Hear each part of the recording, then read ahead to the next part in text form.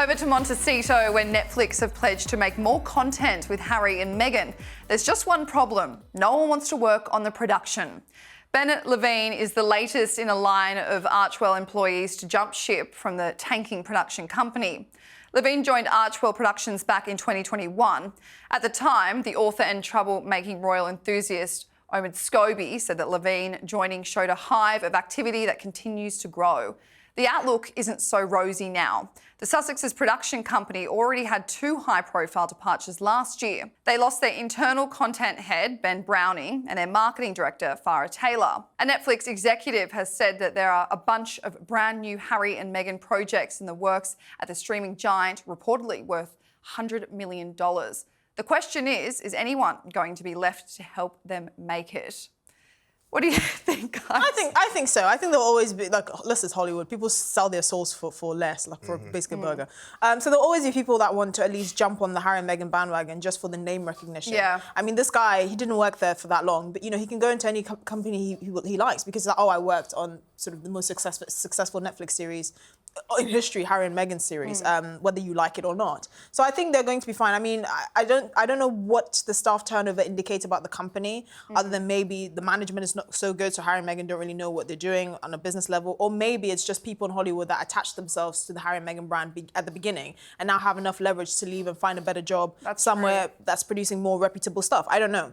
I've made the point that just because you're famous doesn't necessarily make you good at something. I think actually their Spotify deal being cancelled, the whole deal being cancelled because of one failed podcast, that's indicative of a bigger problem. Because if you can't sell your own self, like your personality as your USP, I mean, the content you produce, I suspect will be less appealing because it's not like, you know, Meghan is like Martin Scorsese. She's not like a renowned producer. You know, Harry doesn't have any experience in Hollywood and all of that. So I'm like, either they must spend a lot of money hiring excellent talent to produce that stuff, or really, I don't think they really know what they're doing, and it's kind of becoming very clear. Let me interject as the showbiz expert here. Let me interject. As his title would say.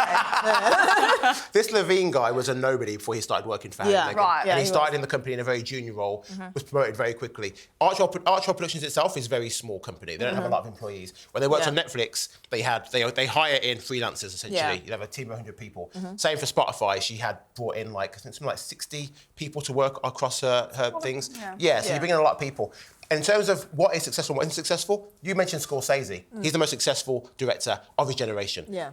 DiCaprio, the most successful, the most talented actor of his generation. Yeah. Even with the two of them together to make The Wolf of Wall Street, they couldn't get financing for it. Yeah. They went to every production company and people are like, nah, I'm not sure it's going to work. You've got DiCaprio and Scorsese and you still can't get funding. Exactly. The draw card. Exactly. So they had to go to Malaysia to get funding to make that film. So this whole, is Meghan bad because she loses stuff? This is just Hollywood. It's not that simple. Yeah, It's not. But this is, I think the point that I'm making is, if people of that caliber couldn't make it, I mean, I do think it doesn't mean that talent doesn't matter. It means that's not even everything. So I'm like, if they don't even have necessarily the talent, the production talent, you can see they're going to have far more hurdles to get over. I mean, all they have really is the name recognition. Yeah. And again, it depends on how you can capitalize on that. People have gotten bored with the whole royal family thing, so they can't keep harping on about that. The sheen is worn off. So you really have to produce good content. Content is king. How are they going to do that when they don't really have experience in producing good content? I mean, because what they do is capitalise on their personal lives and airing the family. I don't know what ideas they have,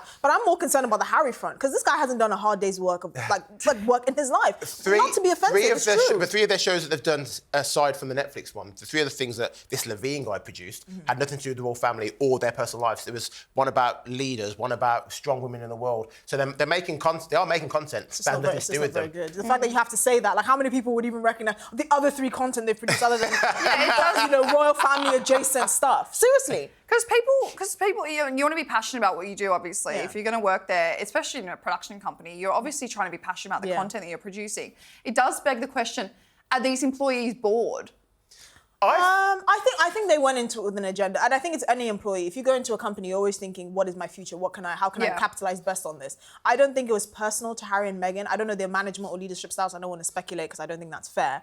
But I think, you know, everything is about to do with their CV and how they can best exploit having a name on their CV. I think they just wanted to say, I work for Harry and Meghan. I have my name attached to this successful Netflix series. It's time to move on. I don't know if it's specifically to do with Harry and Meghan and them being horrible managers. I think Harry and Meghan are going to be just fine. Archwell Productions will be just fine. They're going to keep on making content. It's going to do okay. 1 in every 5 of their things would be like a massive big hit.